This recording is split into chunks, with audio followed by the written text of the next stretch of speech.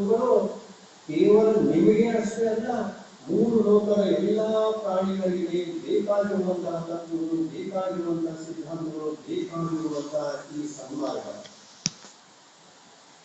ಇವುಗಳ ಬಗ್ಗೆ ನಾವು ಈ ತತ್ವಗಳ ಬಗ್ಗೆ, ಈ ರತ್ನತ್ರಯ ಅನ್ನುವಂತಹ ಧರ್ಮದ ಬಗ್ಗೆ ಸೂಕ್ಷ್ಮವಾಗಿ ಅಧ್ಯಯನ ಮಾಡಬೇಕು, ಸೂಕ್ಷ್ಮವಾಗಿ ಅದನ್ನು ತಿಳ್ಕೊಳ್ಬೇಕು. ನೀವು ತಿಳ್ಕೊಂಡು ಪರರಿಗೂ ಕೂಡ ಅದರ ಸ್ವರೂಪವನ್ನು ತಿಳಿಸುವಂತಹ ಕಾರ್ಯವನ್ನು ಮಾಡಬೇಕು. ನಾವು ತಿಳಿದು ಅದನ್ನ ಅಳವಡಿಸಿಕೊಳ್ಳುವುದು ಇದು ನಮ್ಮ ಆತ್ಮ ಪ್ರಭಾವನೆಯ ಕಾರ್ಯ. ಆ ತತ್ವಗಳಿಂದ ನಾವು ಮೊದಲು ಪ್ರಭಾವಿತರಾಗಬೇಕು. ಆ ತತ್ವಗಳಿಂದ ಪ್ರಭಾವಿತರಾಗಿ ಭಗವಂತರು ಅವುಗಳ ಸ್ವರೂಪವನ್ನು ಹೇಗೆ ಹೇಳಿದ್ದಾನೆಯೋ ಅದೇ ತರ ನಾವು ಬದುಕಿನಲ್ಲಿ ಅಳವಡಿಸಿಕೊಂಡರೆ ನಾವು ನಿಜವಾದ ಜಯರಾಗ್ತೇವೆ, ನಿಜವಾದ ಜಯರಾಗ್ತೇವೆ. ನಿಜವಾದ ಜೈನರ ಆ ಅವಸ್ಥೆಯನ್ನ ಪಡೆಯಲಿಕ್ಕೆ, ಹೊಂದಲಿಕ್ಕೆ ನಾವು ಸಮರ್ಪಿತ ಜೀವನವನ್ನು ಜೀವಿಸಬೇಕು. ನಮ್ಮ ತತ್ವಗಳೇ ನಮಗೆ ಶರಣ.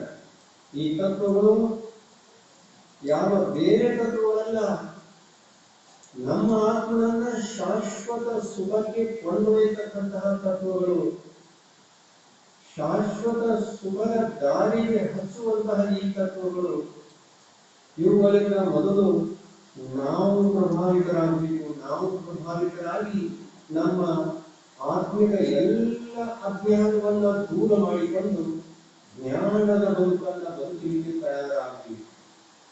ಮೊದಲು ನಾವಾಗಬೇಕು. ಆಮೇಲೆ ನಾವಾಗಿದ್ದೇವೆ ಅಂದ ಮೇಲೆ ಅವುಗಳನ್ನ ಪರರಿಗೂ ಒಂದಿಷ್ಟು ಹೇಳಿ ಅವರ ಕಲ್ಯಾಣವೂ ಆಗಲಿ ಅನ್ನುವಂಥದ್ದಕ್ಕೆ ನಾವು ಈ ತತ್ವಗಳ ಚರ್ಚೆಯನ್ನು ಕೂಡ ಮಾಡಬೇಕು. ಏಕೆಂದರೆ ಈ ಸಂಸಾರದಲ್ಲಿ ಇರತಕ್ಕಂತಹ ಬುದ್ಧಿಜೀವಿ ಧರ್ಮಾತ್ಮರಿಗೆ ತೀರ್ಥಂಕರು ನೀಡಿ, ಸಂದೇಶವನ್ನು ನೀಡಿ ಅವರು ಮೋಕ್ಷಕ್ಕೆ ಹೋದರು. ಅವರು ಯಾವ ಸಂದೇಶವನ್ನು ನೀಡಿದ್ದಾರೆ ಅಂತಂದ್ರೆ, ಜಗತ್ ಕಲ್ಯಾಣಕಾರಿ, ವಿಶ್ವ ಕಲ್ಯಾಣಕಾರಿ ಇಂಥ ತತ್ವಗಳನ್ನ ಎಲ್ಲರೂ ಅಧ್ಯಯನ ಮಾಡಬೇಕು, ಎಲ್ಲರೂ ಅದರಲ್ಲಿ ಆಸಕ್ತಿಯನ್ನು ತಾಳಬೇಕು. ನಾವು ಸ್ವಾಧ್ಯಾಯ ಮಾಡಬೇಕು. ಪ್ರತಿಯೊಬ್ಬರ ಮನೆಯಲ್ಲಿ ಜೈನ ಧರ್ಮದ ಮುಖ್ಯ ಗ್ರಂಥ, ನೀವು ಜೈನರು ಗೊತ್ತಿದೆಯೇ ಯಾವುದು?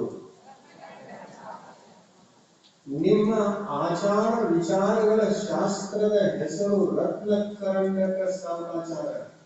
ಆದರೆ ನಿಮಗೆ ಸನ್ಮಾರ್ಗವನ್ನು ನೀಡುವಂತಹ, ಸಮ್ಯಕ್ ದರ್ಶನ ಜ್ಞಾನ ಚಾರಿತ್ರ್ಯದ ಸನ್ಮಾರ್ಗವನ್ನು ನೀಡುವಂತಹ ಆ ತತ್ವಗಳನ್ನು ನೇರವಾಗಿ ಬೋಧಿಸುವಂತಹ, ಅತಿ ವಿಸ್ತಾರವೂ ಅಲ್ಲ, ಅತಿ ಸಂಕ್ಷಿಪ್ತವೂ ಅಲ್ಲ, ನೇರವಾಗಿ ಹೇಳುವಂತಹ ಗ್ರಂಥ ಜೈನ ಧರ್ಮದಲ್ಲಿ ಸುಪ್ರಸಿದ್ಧವಾಗಿದೆ.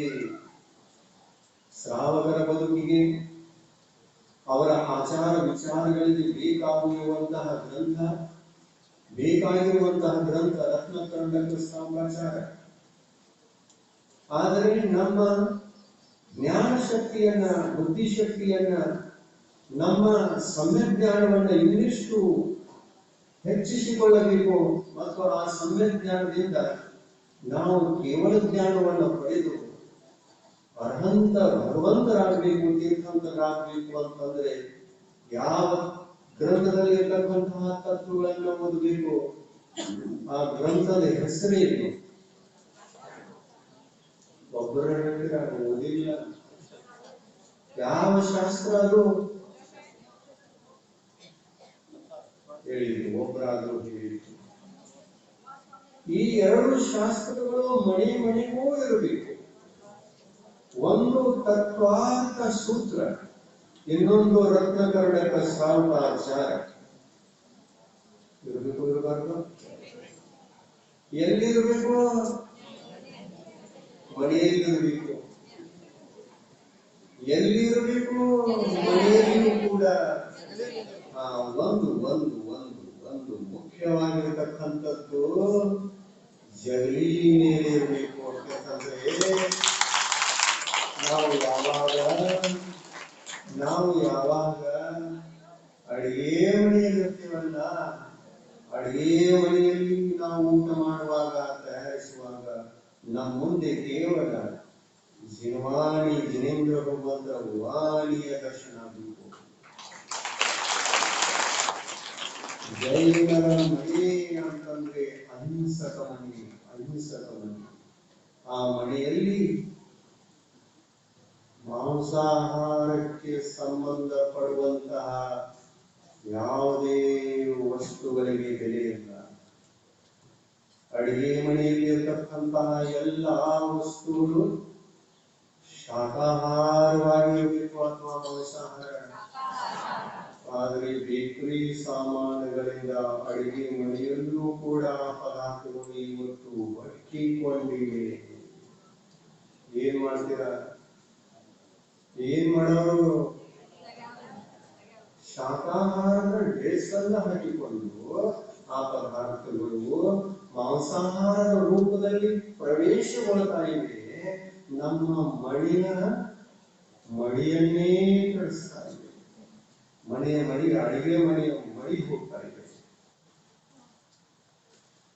ಪ್ರಾಣಿಗಳು ಮರಣ ಹೊಂದಿದಾಗ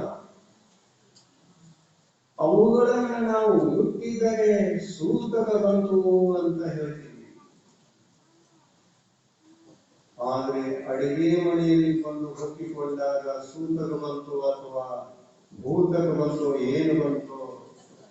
ಏನ್ ತಿಳ್ಕೊಳ್ಬೇಕು? ಮಹಾಸೂತಕ ಬಂದು ನಮ್ಮ ಅಡಿಗೆ ಮನೆಯ ಸ್ಮಶಾನ ಆಯಿತು ಅಂತ ತಿಳ್ಕೊಳ್ಬೇಕು. ಎಂಥದಕ್ಕೆ ಆಸ್ಪದೆ ಕೊಡ್ತೀವಿ ಅಡಿಗೆ ಮನೆಯಲ್ಲಿ. ಅಡಿಗೆ ಮನೆ ಅಂತಂದ್ರೆ ಪವಿತ್ರ ಮನೆ. ನಮ್ಮ ಆಚಾರ ವಿಚಾರಗಳನ್ನೆಲ್ಲ ಹೆಚ್ಚಿಸಿ ಅದಕ್ಕೆ ಶಕ್ತಿಯನ್ನ ನೀಡತಕ್ಕಂತಹ ಮನೆ ಅಡಿಗೆ ಮನೆ. ಆ ಅಡಿಗೆ ಮನೆಯಲ್ಲಿ ಈ ಬೇಕರಿ ಪದಾರ್ಥಗಳನ್ನ ಇಡಬೇಕೆ? ಬೇಡ. ಅಂಥ ಪದಾರ್ಥಗಳೆಲ್ಲ ಜೈನರ ಮನೆಯಲ್ಲಿ ಪ್ರವೇಶ ಮಾಡದಂತೆ ನೋಡಿಕೊಳ್ಬೇಕು, ಸಂಕಲ್ಪ ತಕ್ಕೊಳ್ಬೇಕು ತಂದೆ ತಾಯಿಗಳಿಗೆ. ನೀವು ಮನೆಯಲ್ಲಿ ಯಾವ ಪದಾರ್ಥವನ್ನು ಹಂಚ್ತೀರಾ ಅದನ್ನೇ ಪರಿವಾರದವರು ಸೇವಿಸ್ತಾರೆ.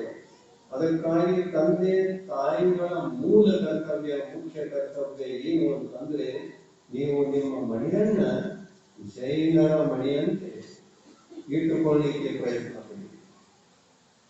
ಅದನ್ನ ಅಜೈನರ ಮನೆಯಂತೆ ಮಾಡಿಕೊಳ್ಳಿ. ಅಜೈನ ಅಂತಂದ್ರೆ ಯಾರು? ಅಜೈನ ಅಂತಂದ್ರೆ ಇವೇ ಆಚಾರ ವಿಚಾರಗಳನ್ನ ಕಳೆದುಕೊಂಡವರು. ನಾವು ಕಳೆದುಕೊಳ್ತೇವೆ ಅಂತಂದ್ರೆ ನಾವೇ ಅಜೈನರಾಗ್ತೇವೆ. ನಾವು ಕಳೆದುಕೊಳ್ಳಲಿಲ್ಲ ಅಂತಂದ್ರೆ ನಾವು ಅಹಿಂಸಕ ಪದಾರ್ಥಗಳಿಂದ ಜೈನರಾಗ್ತೇವೆ ಮತ್ತು ಹಿಂಸಕ ಪದಾರ್ಥಗಳಿಂದ ನಾವೇ ಅಜೈನರಾಗ್ತೇವೆ. ಲಕ್ಷ್ಯಗಳು ಇಟ್ಕೊಳ್ತೀರ ಈ ವಿಷಯವನ್ನ? ಇಟ್ಕೊಳ್ತೀರಲ್ಲ?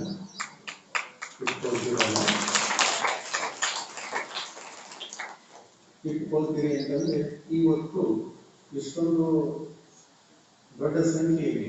ಸುಮಾರಾಗಿ ಒಂದು 1,000 ಇದೆ, 1,500 ಜನ ಇದ್ದಾರೆ.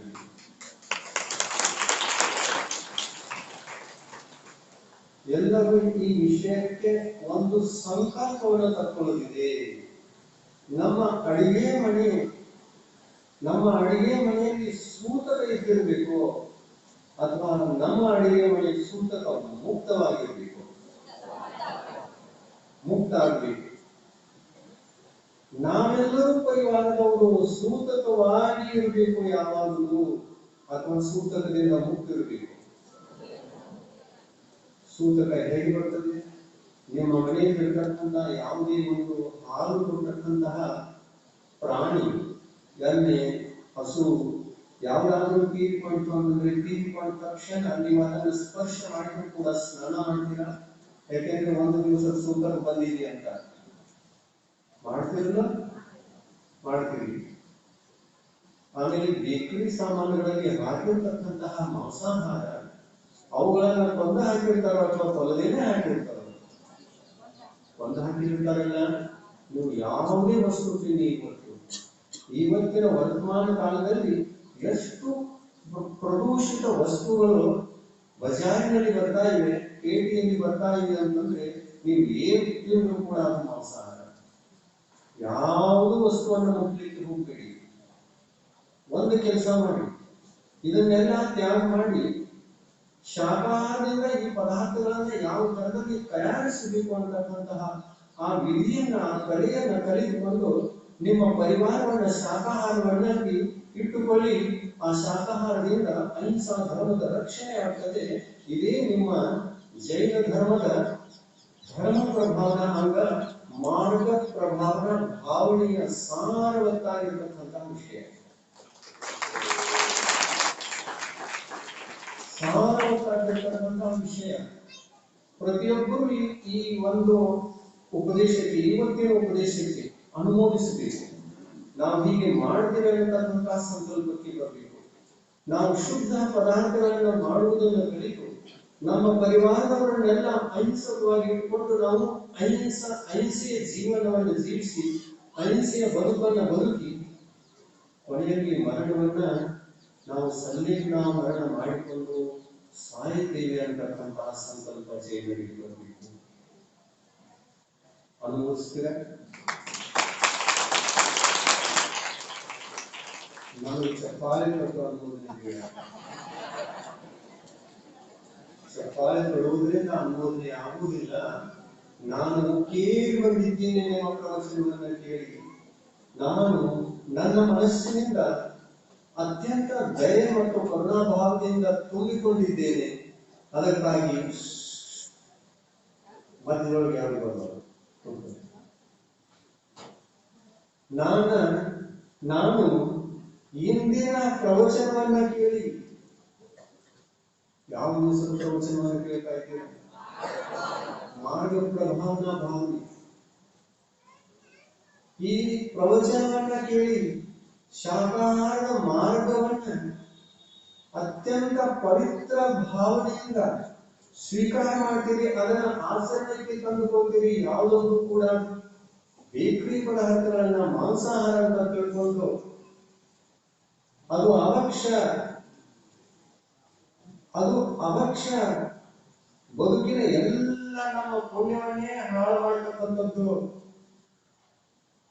ಬದುಕಿನಲ್ಲಿ ದೊಡ್ಡ ದೊಡ್ಡ ಪಾಪವನ್ನ ಹೆಚ್ಚಿಸ್ತಕ್ಕಂಥದ್ದು ಅಂತ ತಿಳ್ಕೊಂಡು ಇವತ್ತು ಒಂದು ಕಾರ್ಯವನ್ನ ಮಾಡುವುದಿದೆ, ನಿಮಗೆ ಮಹಾನ್ ಕಾರ್ಯ ಮಾಡುವುದಿದೆ. ಅದೇ ನಿಮ್ಮಿಂದ ಆಗತಕ್ಕಂತಹ ಪ್ರಭಾವನೆ. ಈ ಪ್ರಭಾವನೆ ಮೊದಲಾಗಬೇಕು. ನಾವು ಯಾವುದೂ ಬೇಕರಿ ಸಾಮಾನುಗಳನ್ನ ಮನೆಗೆ ತರುವುದಿಲ್ಲ ಅನ್ನುವಂತಹ ಸಂಕಲ್ಪ.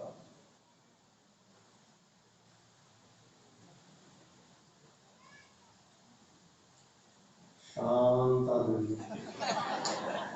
ವಿಚಾರ ಶುರುವಾಯಿತು, ವಿಚಾರ ಪ್ರಾರಂಭವಾಯಿತು. ಏನ್ ಮಾಡೋದು ಬಿಡೋಣ.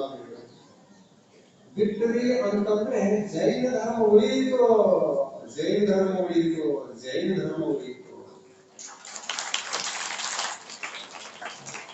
ಮತ್ತು ಇಂಥ ದಿವ್ಯ ಸಮೋಷಣದಲ್ಲಿ ಕುಳಿತುಕೊಂಡು ಭಗವಂತರ ಸಾನ್ನಿಧ್ಯದಲ್ಲಿ ಸಮೋಷಣದಲ್ಲಿ ಕುಳಿತುಕೊಂಡು ಇಂಥ ಪ್ರವಚನವನ್ನ ಕೇಳಿ ನೀವು ಈ ಒಂದು ಸಂಕಲ್ಪವನ್ನ ತಕ್ಕೊಳ್ಳಿಲ್ಲ ಅಂತಂದ್ರೆ ನಾವು ಎಂಥ ದುರ್ಭಾಗ್ಯವಂತರು. ಪಶ್ಚಾತ್ತಾಪ ಪಡಬೇಕು. ಒಂದೇ ಕೆಲಸ ಮಾಡುತ್ತೀವಿ, ಶಾಖಾಹಾರದಿಂದ ಬಾಳುವುದಿದೆ. ಇದು ಮೊದಲನೆಯ ಕಾರ್ಯ.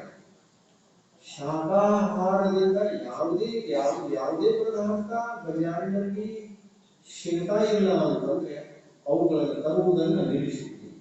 ನಿಮ್ಮ ಮನೆಯಲ್ಲಿದೆ ಶಾಖಾಹಾರದಿಂದ ಸಕಲ ಆ ಪದಾರ್ಥಗಳನ್ನು ತಯಾರಿಸಿಕೊಂಡು ಸೇವಿಸುವಂತಹ ಪದ್ಧತಿಯನ್ನ, ಸಂಸ್ಕಾರವನ್ನು ಬೆಳೆಸಿಕೊಳ್ಳಿ. ಇದೇ ಜೈನ ಧರ್ಮದ ಆಚಾರ ವಿಚಾರಗಳ ಸಾರ. ಮೇಲುಗಡೆಗೆ ಜೈನರನ್ನಿಸಿಕೊಂಡು ಒಳಗಡೆಗೆ ಹಿಂಸೆಯ ದಾರಿಯನ್ನು ನಾವು ನಡೀತಾ ಇದ್ದೇವೆ ಅಂತಂದ್ರೆ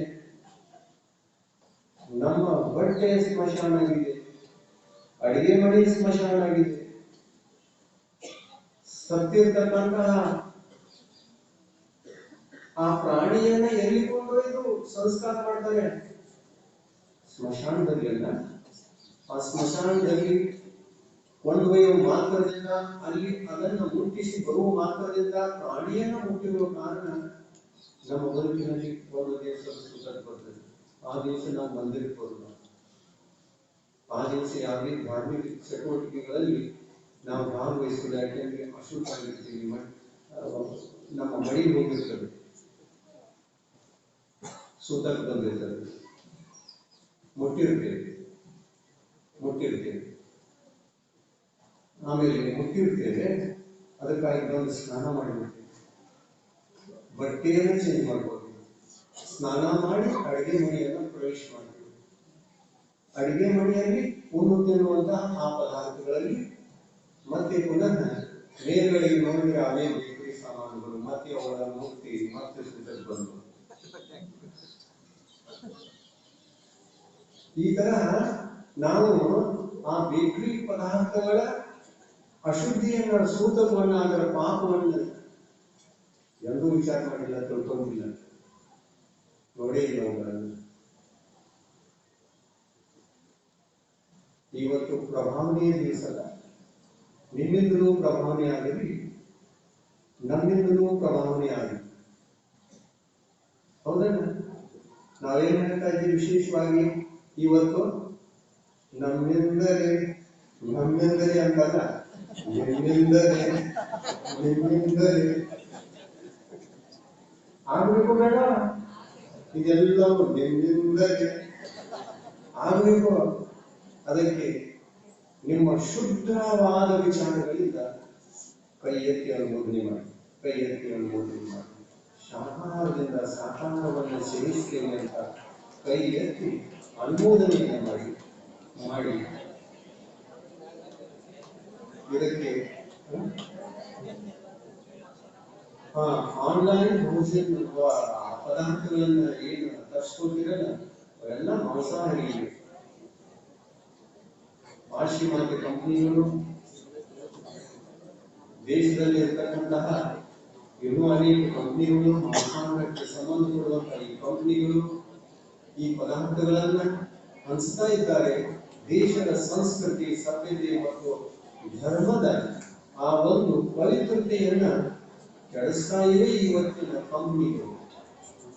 ಇಂಥ ಕಂಪನಿಗಳ ಮಾಲಕ್ಕೆ ನೀವು ಏನ್ ಮಾಡಬೇಕಾಗಿದೆ ಅಂತಂದ್ರೆ, ಯಾರೋ ಮಾತನಾಡಬೇಡಿ, ಈ ವಚನಗಳನ್ನ ಕೇಳಿ. ಬಿಡೋದ ನಂತರ ಆಗಲಿ ಏನಂದಿಲ್ಲ ಅಂದ್ರೆ ಪರಸ್ಪರದಲ್ಲಿ ಮಾತನಾಡಿಕೊಂಡು ಬಿಡಬೇಡಿ. ನೀವು ಸ್ವಂತ ವೈಯಕ್ತಿಕ ವಿಚಾರಗಳನ್ನು ಬಿಡಿ. ವೈಯಕ್ತಿಕ ವಿಚಾರ ಆಗಿರಬೇಕು. ಬಿಡುವಾಗ ವೈಯಕ್ತಿಕ ವಿಚಾರ ಅತಿ ಮುಖ್ಯ. ಯಾರಿಗೂ ಕೇಳಿಸುವಂತ ಅವಶ್ಯಕತೆ ಇಲ್ಲ. ಮನೆಯಲ್ಲಿ ಒಂದು 4 ಜನ ಇದ್ದೀರಿ ಅಂತಂದ್ರೆ ನೀವು ವೈಯಕ್ತಿಕವಾಗಿ ನಿರ್ಧಾರ ಮಾಡಿಕೊಂಡು ಇದನ್ನು ಬಿಡಿ. ನೀವು ಅದರಿಂದ ನಿಮ್ಮ ರಕ್ಷಣೆಯನ್ನು ಮಾಡಿಕೊಂಡ್ರಿ ಅಂತಂದ್ರೆ ನಿಮ್ಮ ಮನೆಯವರೆಲ್ಲರಿಗೂ ಕೂಡ ಅದರ ಪ್ರಭಾವ ಬೀರುತ್ತದೆ. ನೀವು ಈ ತರದಿಂದ ಅಹಿಂಸಾ ಮಾರ್ಗವನ್ನು ನಡೆಯುವ ಪ್ರಭಾವನೆಯನ್ನು ಮನೆಯಲ್ಲಿ ಮಾಡ್ತಾ ಇದ್ದೀರಿ ಅಂತಂದ್ರೆ 4 ಜನ ಅವರೇನು ಇನ್ನೂ ಬಿಡಕ್ಕಾಗಿಲ್ಲ, ಆಸೆ ಹೋಗ್ಬೇಕಲ್ಲ ಮನುಷ್ಯ. ನಾಲಿಗೆ ರುಚಿ, ನಾಲಿಗೆ ಅಂದರೆ ಬಿಡುಗಡೆ, ಆತ್ಮ ಅಂತಲೇ ಬಿಡು ಪಾಪಿದೆ, ನಾನು ನರಕ್ಕೆ ಹೋಗ್ತೀನಿ. ಆತ್ಮ ಅಂತದೆ ನನಗೆ ನರಕಕ್ಕೆ ಹೋಗೋದು ಬೇಡ, ಬಿಡು ಅಂತದೆ. ಆದ್ರೆ ನಾಲಿಗೆ ಏನಂತದೆ? ಅದು ಇಂದ್ರಿಯ ಅಲ್ಲ, ಅದು ಇಂದ್ರಿಯ. ಅದೇನಂತದೆ ಅಂತಂದ್ರೆ ಬೇಡ ಈಗ ಬೇಡ, ಇಷ್ಟು ದಿನ ಕೊಟ್ಟಿದೆಯಲ್ಲ, ಅದಕ್ಕಾಗಿ ಇನ್ನೊಂದು ಸ್ವಲ್ಪ ದಿವಸ ಇರಲಿ ಅಂತದೆ ನಾಲಿಗೆ. ನಾವು ಆತ್ಮನ ಪಕ್ಷದಲ್ಲಿರ್ಬೇಕು ಅಥವಾ ನಾಲಿಗೆಯ ಪಕ್ಷದಲ್ಲಿರ್ಬೇಕು. ಯಾವುದಕ್ಕೆ ನಾವು ವೋಟ್ ಹಾಕಬೇಕು? ಯಾಕೆ ವೋಟ್ ಹಾಕಾವು? ಆತ್ಮನಿಗೋ ಅಥವಾ ನಾಲಿಗೆಗೆ? ಆತ್ಮನಿಗೆ ವೋಟ್ ಹಾಕಿ ಆತ್ಮ ನರಕಕ್ಕೆ ಹೋಗಬಾರದು, ದುರ್ಗತಿಗೆ ಹೋಗಬಾರದು ಅನ್ನುವ ಹಾಗೆ ಮಾಡಿಕೊಳ್ಳಿ. ಇಷ್ಟೇ ಸಾಕು.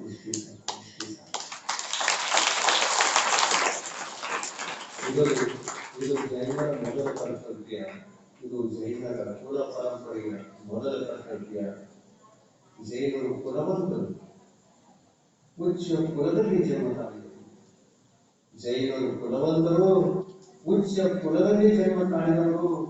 ಯಾವ ಕಾರಣದಿಂದ ಅಂತಂದ್ರೆ ಅವರು ಯಾವಾಗಲೂ ಮಾಂಸಾಹಾರದಿಂದ ದೂರ ಇರ್ತಾರೆ. ಆದ್ದರಿಂದ ಉಚ್ಚ ಕುಲ ಅವರಿಗಿದೆ, ಉಚ್ಚ ಕುಲ ಅವರಿಗಿದೆ.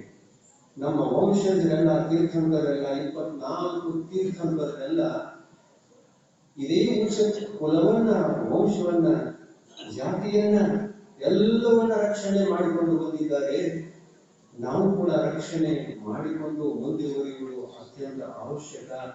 ಆವಾಗ ಜೈನ ಧರ್ಮ ಈ ಭೂಮಿ ಮೇಲೆ ಉಳಿತದೆ, ಪವಿತ್ರ ಆತ್ಮಗಳು ಉಳಿತಾರೆ, ಪುಣ್ಯವಂತ ಆತ್ಮ ಉಳಿತಾರೆ.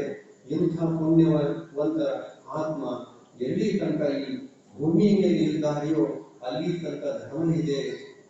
ಇವು ಯಾರಿಗೂ ಇಲ್ಲ ಅಂತಂದ್ರೆ ಧರ್ಮ ನಾಶ ಆಗಿ ಹೋಗ್ತದೆ. ಏನ್ ಮಾಡೋರು? ಧರ್ಮವನ್ನು ಉಳಿಸ್ಕೊಳ್ಳೋರು ಅಥವಾ ನಾಶ ಮಾಡೋರು? ಉಳಿಸ್ಕೊಳ್ಳಿ. ನೀವು ಉಳಿಸ್ಕೊಳ್ಳಿ. ವ್ಯಕ್ತಿಗತವಾಗಿ ನೀವು ನಿಮ್ಮನ್ನಷ್ಟೇ ವಿಚಾರಿಸಿ. ನೀವು ವ್ಯಕ್ತಿಗತವಾಗಿ ವಿಚಾರ ಮಾಡಿ, ನಾನು ಮನವಚನ ಕಾಯಿಗಳಿಂದ, ಅಂತರಂಗದಿಂದ ಈ ವಸ್ತುಗಳನ್ನು ಮುಟ್ಟುವುದಿಲ್ಲ ಅನ್ನುವಂತಹ ಸಂಸ್ಕಾರ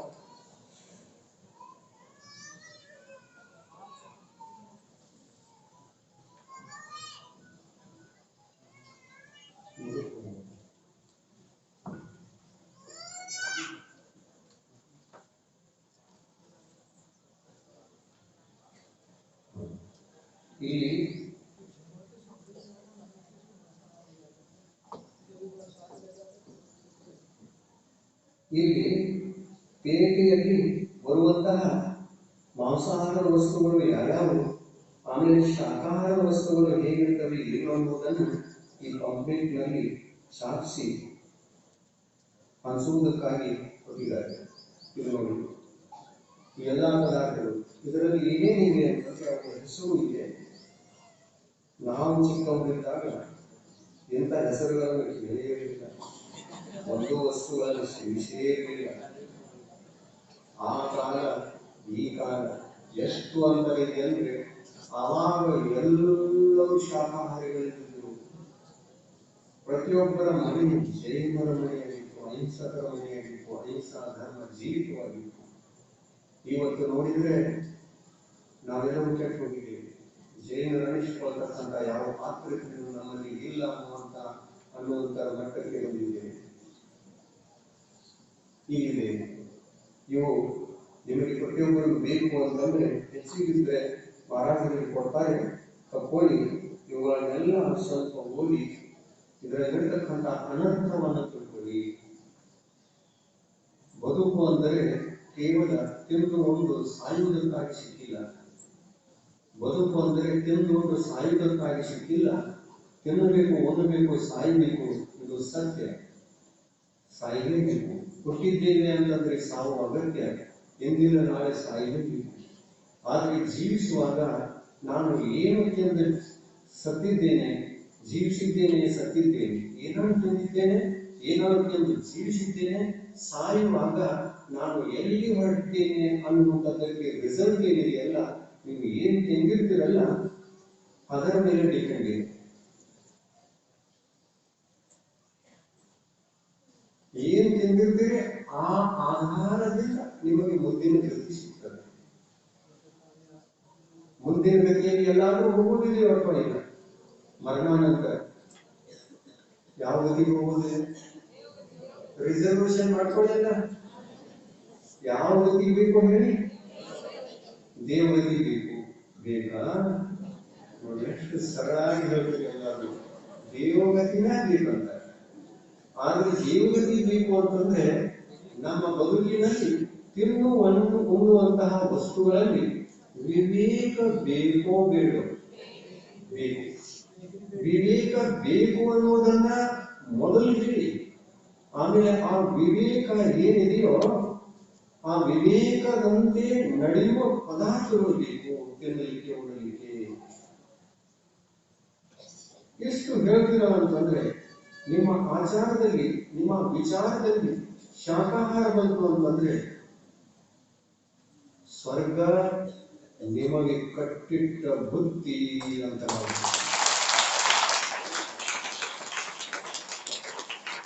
ಸ್ವರ್ಗ ಸಿಗುವುದು ಏನು ದೊಡ್ಡ ಮಾತಲ್ಲ.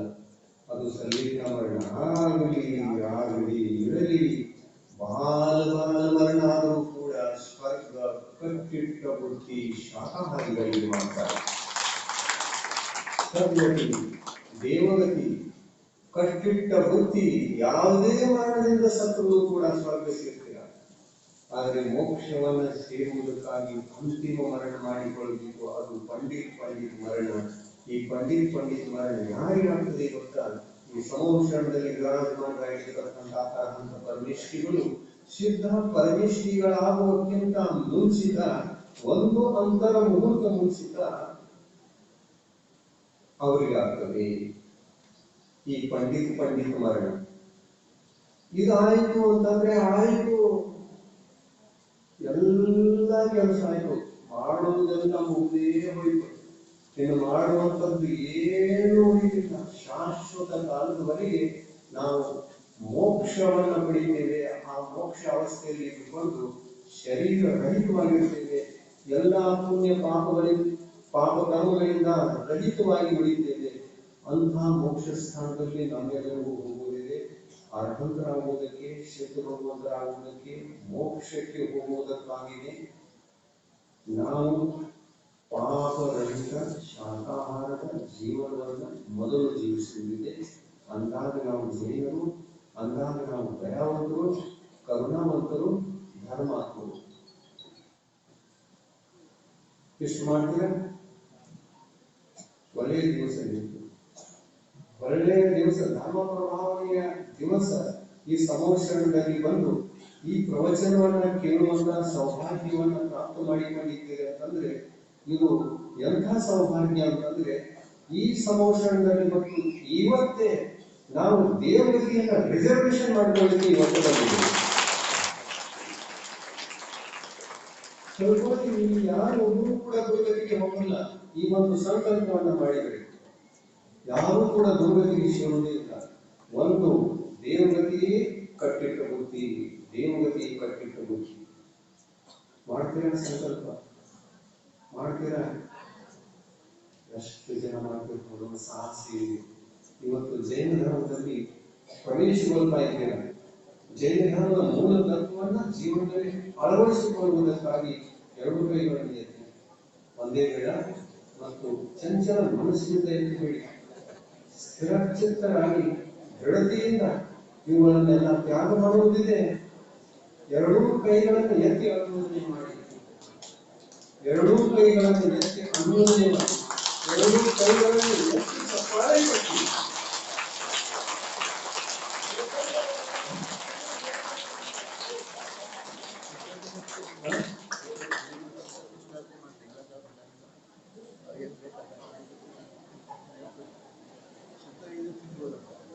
ನಮ್ಮ ದೇಶ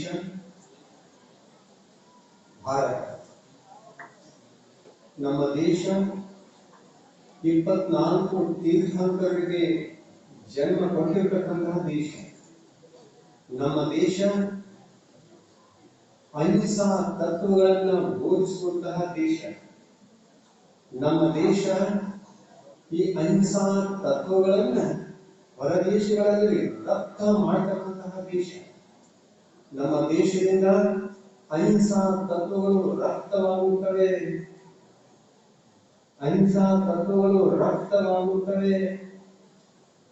ಮತ್ತು ಆಮದು ಯಾವುದಾಗ್ತದೆ? ಯಾವುದೂ ಬೇಡ, ಹೊರಗಿನಿಂದ ತಿನ್ನುವಂಥದ್ದು ಯಾವುದೂ ಬೇಡ. ಆಮದು ಏನಾಗಬೇಕು? ಆಮದು ಬೇಡ. ಆ ಜನಗಳನ್ನೇ ಆಮದು ಮಾಡಿಕೊಂಡು ಈ ತತ್ವಗಳನ್ನ ಅವರಿಗೆ ಹಂಚಿದ್ರೆ ಸಾಕು, ಅವರನ್ನೇ ಆಮದು ಮಾಡಿಕೊಳ್ಳಿ. ಇದು ಪಾಶ್ಚಿಮಾತ್ಯ ದೇಶನ ನಾವು ಪೂರ್ವಾತ್ಯರು ಆರ್ಯಖಂಡದಲ್ಲಿ ಜನ್ಮ ತಾಳಿರ್ತಕ್ಕಂತಹ ಮಹಾಭಾಗ್ಯಶಾಲಿ ಜನರು. ನಿಮ್ಮ ಮಹಿಮೆಯನ್ನು ಮಾಡಿ ವಿಚಾರ ಮಾಡಿ. ನಮ್ಮ ಮಹಿಮೆ ಎಷ್ಟಿದೆ ಅಂತಂದ್ರೆ ಈ ಮಹಿಮೆಯ ಕಾರಣದಿಂದ ನಾವು ಶಾಕಾಹಾರಿಗಳಾಗಿರುವುದರಿಂದ ನಮ್ಮಲ್ಲಿ ಇರತಕ್ಕಂಥ ಅಭೂತಪೂರ್ವ ತತ್ವಗಳು, ಆತ್ಮ ಕಲ್ಯಾಣಕಾರಿ ತತ್ವಗಳು, ಪರಭವದಲ್ಲಿಯೂ ಕಲ್ಯಾಣ, ಈ ಭವದಲ್ಲಿಯೂ ಕಲ್ಯಾಣ ಅಂತಕ್ಕಂತಹ ತತ್ವಗಳು, ಈ ತತ್ವಗಳನ್ನ ನಾವು ಪಾಶ್ಚಿಮಾತ್ಯರಿಗೆ ಇಲ್ಲಿಂದ ಕಳಿಸ್ತೀವಿ. ಅದಕ್ಕಾಗಿ ಅಹಿಂಸಾ ತತ್ವದ ಆಶ್ರಯದಿಂದ ನಾವು ಹೇಳಬೇಕು ಅಂತಂದ್ರೆ, ಭಾರತ ವಿಶ್ವಗುರು ಗುರುಗಳು ಮಾಂಸಾಹಾರಿ ಕರೀತಾರೆ. ಭಾರತೀಯರೇ ನೀವು ವಿಶ್ವಕ್ಕೆ ಗುರುಗಳು, ನೀವೇ ಪ್ರತಿಯೊಬ್ಬರು ವಿಶ್ವಗುರು. ಯಾವ ಕಾರಣದಿಂದ? ಅಹಿಂಸೆಯ ಕಾರಣದಿಂದಲೋ ಅಥವಾ ಈ ಬೇಕರಿ ಪದಾರ್ಥಗಳನ್ನು ತಿನ್ನುವುದರಿಂದ? ಸ್ವಲ್ಪ ವಿಚಾರ ಮಾಡಿ. ಅಹಿಂಸಾ ಕಾರಣದಿಂದ ನಾವು ಅಹಿಂಸಕರಾಗಿ ಬಾಳಬೇಕು. ಯಾವಾಗ ಅಹಿಂಸಕರಾಗಿ ಬಾಳಬೇಕು, ನಮ್ಮ ಪರಿವಾರವನ್ನ ಅಹಿಂಸೆಯ ದಾರಿಯಲ್ಲಿ ಸುರಕ್ಷಿತವಾಗಿಟ್ಟುಕೊಂಡು ಅವರನ್ನು ರಕ್ಷಿಸಿಕೊಳ್ಳಬೇಕು. ನಾವು ಕೂಡ ನಮ್ಮ ಆತ್ಮಗಳನ್ನ ರಕ್ಷಣೆ ಮಾಡಿಕೊಳ್ಳಬೇಕು. ಎಷ್ಟು ಮಾಡ್ತೀರಲ್ಲ? ಎರಡೂ ಕೈಯಿಂದ ಚಪ್ಪಾಳಿ ತಟ್ಟಿ.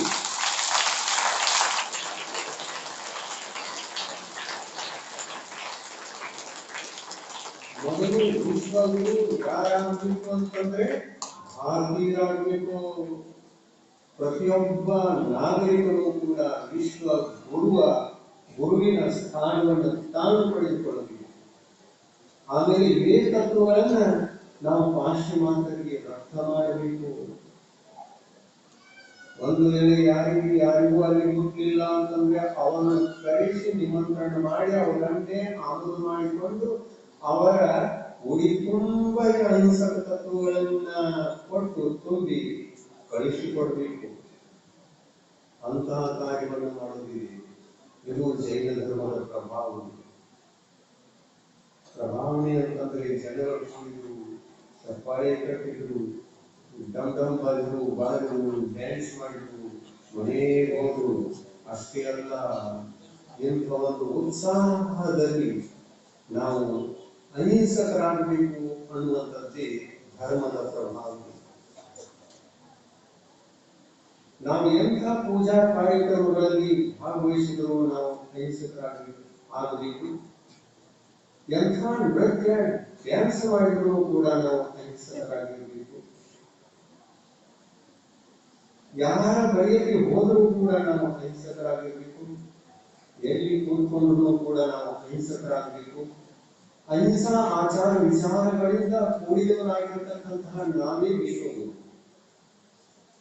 ನಮ್ಮ ಹೊಣೆಗಾರಿಕೆ, ನಮ್ಮ ಮಹಾಪುರುಷರೆಲ್ಲ ಯಾವ ಅಹಿಂಸಾ ತತ್ವದ ಸಂಸ್ಕಾರಗಳನ್ನು ನಮ್ಮಲ್ಲಿ ತುಂಬಿದ್ದಾರೆಯೋ ಆ ತತ್ವಗಳನ್ನ ಸುರಕ್ಷಿತವಾಗಿ ಇಟ್ಟುಕೊಂಡು ಇದನ್ನು ಮುಂದುವರಿಸಿಕೊಂಡು ಹೋಗುವುದು ಪ್ರತಿಯೊಬ್ಬರ ವ್ಯಕ್ತಿಗತವಾಗಿರ್ತಕ್ಕಂತಹ ಕರ್ತವ್ಯ ಇದೆ.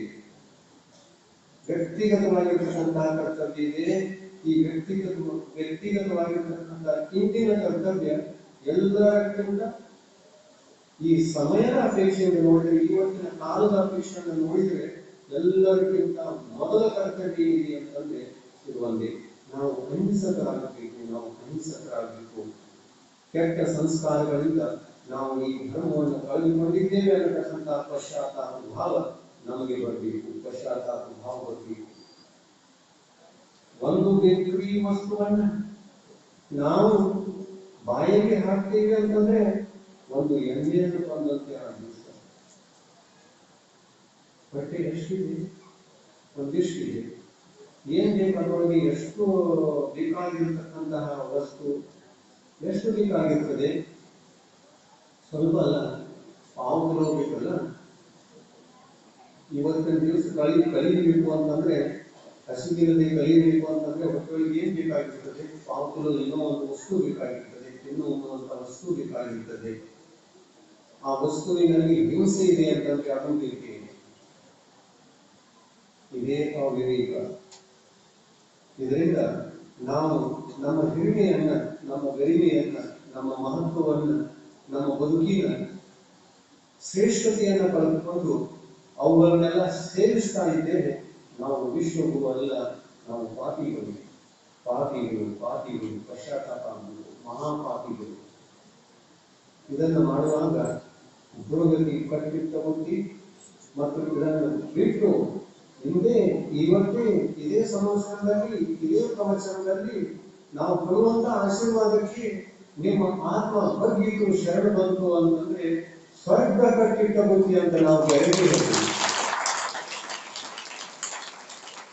ಸ್ವರ್ಗ ಕಟ್ಟಿಟ್ಟ ಬುದ್ಧಿ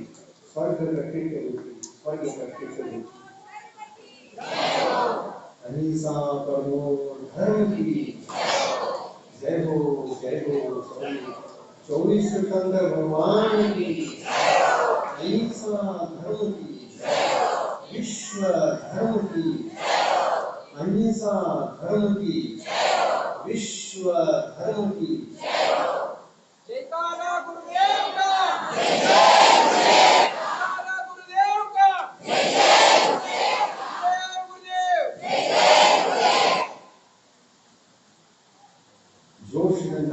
ಘೋಷದಿಂದ ಸಂಕಲ್ಪವನ್ನು ತಗೊಂಡಿದ್ದೀರಾ.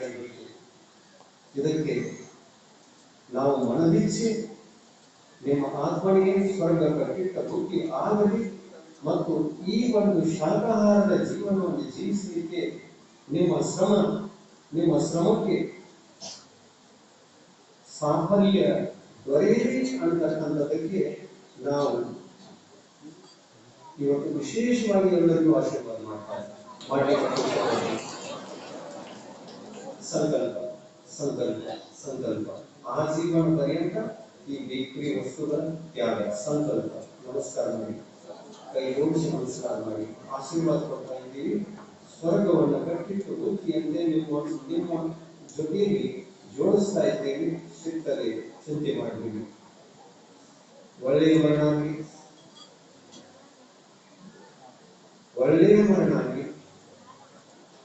ಇನ್ನಿಷ್ಟು ಪ್ರಯತ್ನ ಪಟ್ಟರೆ ಸರಳಿನ ಮರಣವೂ ಕೂಡ ನಿಮಗೆಲ್ಲರಿಗೂ ಕೂಡ ಆಗಲಿ.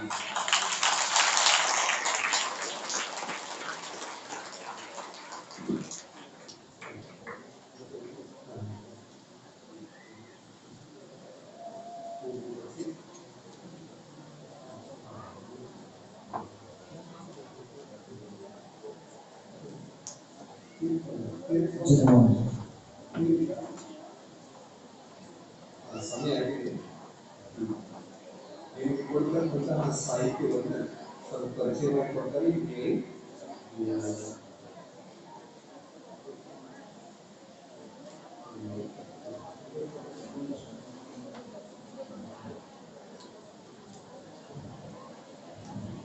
ನಿಜಕ್ಕೂ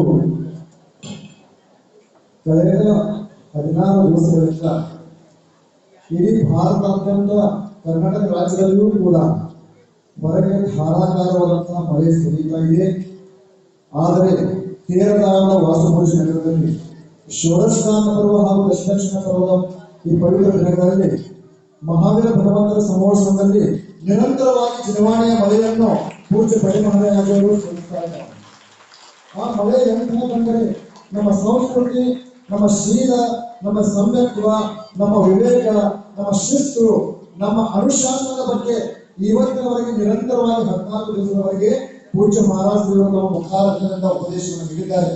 ಆದರೆ ಇವತ್ತು ಗುರುಗಳ ಮುಖಾರದಿಂದ ಬಂದಂತಹ ಆ ಶಬ್ದಗಳು ಎಂಥವಂದ್ರೆ ಎಷ್ಟು ಕರುಣೆಯನ್ನು ನೋಡಿ ನಮ್ಮ ಮೇಲೆ ಎಷ್ಟು ದಯವನ್ನು ಇವತ್ತು ಮಾರ್ಗ ಪ್ರಭಾವನೆ ದಿವಸದಿಂದ ಪೂಜ್ಯ ಬಡಿ ಮಹಾರಾಜರು ಮಾಡಿದ್ದಾರೆ ನೋಡಿ. ಇವತ್ತಿನ ಈ ಪ್ರವಚನ, ಇವತ್ತಿನ ಈ ಉಪದೇಶ ಈ ಒಂದೇ ಭೂವಲ್ಲ, ಮುಂದಿನ ಭವಾಂತರಗಳು ನೀವು ಮೋಕ್ಷಕ್ಕೆ ಹೋಗುವ ತನಕ ನಿಮ್ಮ ಎಲ್ಲಾ ಭವಗಳನ್ನು ಸುರಕ್ಷಿತ ಮಾಡತಕ್ಕಂತಹ ಇವತ್ತು ಉಪದೇಶ ಇದೆ. ಅದೇ ಒಂದು ನಿಟ್ಟಿನಲ್ಲಿ ನಾವು ಇವತ್ತು ವಿಶೇಷವಾಗಿ ಹಜಾರೆ ಸ್ಕೂಲ್ನ ಪದ್ಮಾವತಿ ಸ್ಕೂಲ್ನ ಎಲ್ಲಾ ಪ್ರಾಧ್ಯಾಪಕರನ್ನು ಹಾಗೂ ಹಜಾರೆ ಸ್ಕೂಲ್ನ ಎಲ್ಲಾ ಪದಾಧಿಕಾರಿಗಳನ್ನು ಆ ಸಂಚಾಲಕರನ್ನು ಇವತ್ತು ಸ್ಮರಿಸ್ತಾ ಇದ್ದೀನಿ. ಯಾಕಂದ್ರೆ ಅವರು ನೈತಿಕ ಶಿಕ್ಷಣದ ಜೊತೆಗೆ ಇವತ್ತು ಮಕ್ಕಳಿಗೆ, ಕಾಲೇಜಿನ ಹುಡುಗರಿಗೆ ಹಾಗೂ ಪ್ರಾಥಮಿಕ ವರ್ಗದ ಹುಡುಗರಿಗೆ ಒಂದು ಅಧ್ಯಾತ್ಮದ ಶಿಕ್ಷಣದತ್ತ ಅವರನ್ನು ಮುಖ ಮಾಡಿಸ್ತಾರೆ. ಯಾಕಂದ್ರೆ ಇವತ್ತು ಶಿಕ್ಷಣ ಪದ್ಧತಿ ಎಷ್ಟು ಕೆಟ್ಟ ಹೋಗಿದೆ.